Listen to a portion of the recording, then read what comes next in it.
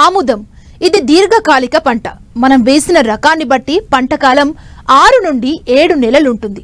దీనివల్ల చాలా వరకు రైతులు రెండో పంట వేసుకునే అవకాశం లేకపోవడంతో ఈ పంట సాగుకు ఆసక్తి చూపటం లేదు. అయితే ఇప్పుడు అతి తక్కువ ఎత్తులో పెరిగి 100 నుండి 120 రోజుల్లో పంట చేతికొచ్చే విధంగా భారతీయ నూనె గింజల పరిశోధన సంస్థ చేపట్టిన ప్రయోగం విజయవంతమైంది.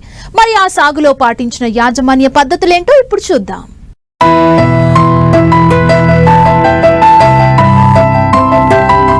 నూనె గింజల పంటల్లో ఆముదానిది ప్రత్యేక స్థానం. బీడు, బంజరు భూముల్లో సైతం రైతులు ఆముదాన్ని సాగు చేసి ఆశాజనకమైన రాబడిని సొంతం చేసుకోవచ్చు. దీని నుండి వస్తున్న నూనెను వివిధ పరిశ్రమల్లో ముడిసరుకుగా ఉపయోగిస్తున్నారు. అందుకే దీనిని ఇండస్ట్రియల్ ఆయిల్ అంటారు. అయితే ఈ పంటను బలవర్ధకమైన నేలల్లో రైతులు సాగు చేయడానికి ఇష్టపడడం లేదు. ఎందుకంటే ఈ పంట చేతికి రావాలి అంటే దాదాపుగా 6 నుంచి 7 నెలల సమయం పడుతుంది. రెండో పంట వేసుకోవడానికి వీలుండదు. అందుకే దీని సాగు విస్తీర్ణం చాలా వరకు తగ్గిపోయింది. ఈ నేపథ్యంలో సాగు విస్తీర్ణం పెంచాలన్న ఉద్దేశంతో భారతీయ నూనె గింజల పరిశోధన సంస్థ శాస్త్రవేత్తలు ప్రయోగాలు చేయటం ప్రారంభించారు. ప్రస్తుతం ICH5 రకంతో చేసిన ప్రయోగం విజయవంతమైంది. 7 నెలల పంట కాలం నుండి 4 నెలల్లో పంట చేతికి రావడమే కాకుండా ఎత్తు 90 సెంటీమీటర్ల ఉండే విధంగా చేశారు. అసలు సాగులో పాటించిన సమగ్ర యాజమాన్య పద్ధతులేంటో నూనె గింజల పరిశోధన సంస్థ ప్రధాన శాస్త్రవేత్త డాక్టర్ లక్ష్మమ్మ ద్వారా తెలుసుకుందాం.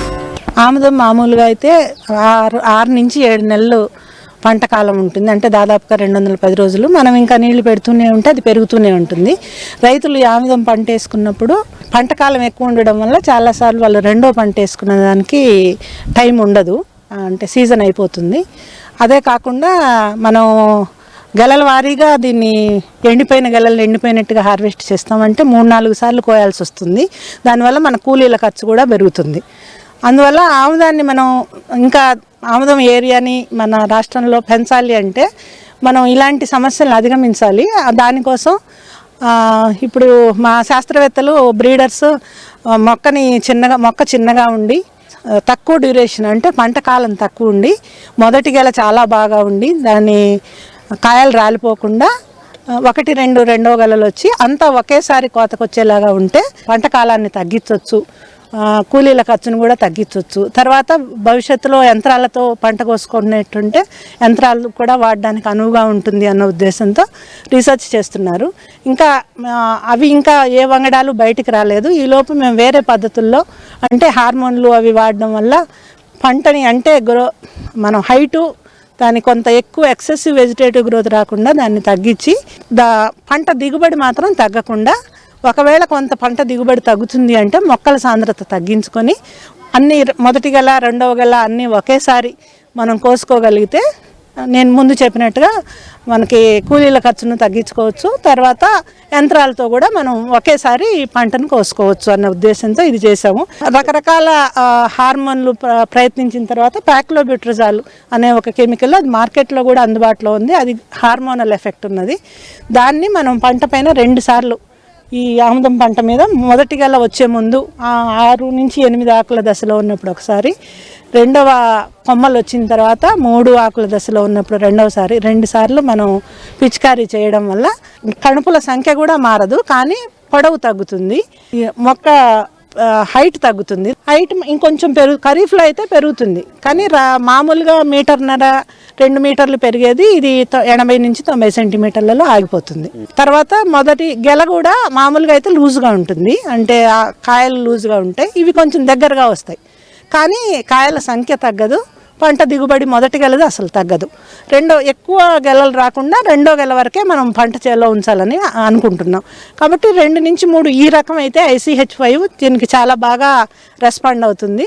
దీంట్లో 2 గెలల వరకే ఉంచుతున్నాము. 2 గెలలు వస్తాయి. ఇప్పుడు ఇక్కడ 3వది వచ్చినా కూడా మనం జనరల్గా దానికోసం ఆగము. ఈ 2 గెలలు దాదాపుగా ఒకేసారి 110 నుంచి 120 రోజుల్లోపు ఒకేసారి కోసేలాగా ఉంటుంది. సో అప్పుడు ఒకేసారి కోసేస్తే ఈ పిక్ వైజ్ కోసే అవసరం రాదు. తర్వాత యంత్రాలతో మనం కోయాలి అనుకుంటే ఇప్పుడు పారాక్వాట్ అని ఒక కలుపు మందు ఉంది. ఆ కలుపు మందుని మనం లీటర్ నీటికి 1 మిల్లీ లీటర్, అంటే ఎకరానికి 200 లీటర్లు మందు కొట్టేటుంటే 200 మిల్లీ లీటర్లు కలిపి మనం ఇంకా కోత కోయాలి అనుకున్నప్పుడు ఒకసారి పంట మీద పిచికారీ చేస్తే చేను మొత్తం ఎండిపోతుంది కంప్లీట్గా.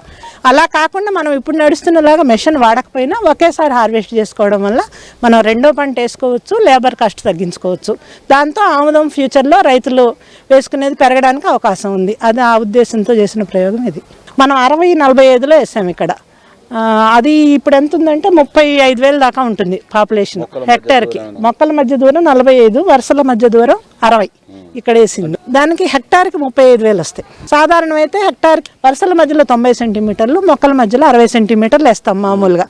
దానికి 18,000 వస్తాయి హెక్టార్కి.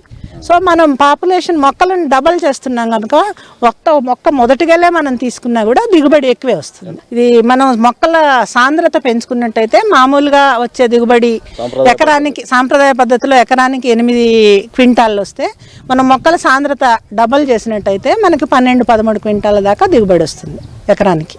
ఖర్చు అంటే కూలీల ఖర్చు తగ్గుతుంది, 2-3 నెలల పంట కాలం తగ్గుతుంది. దాంతో దానికి యాజమాన్య పద్ధతులు అవన్నీ వాడాల్సినవన్నీ తగ్గుతాయి కదా.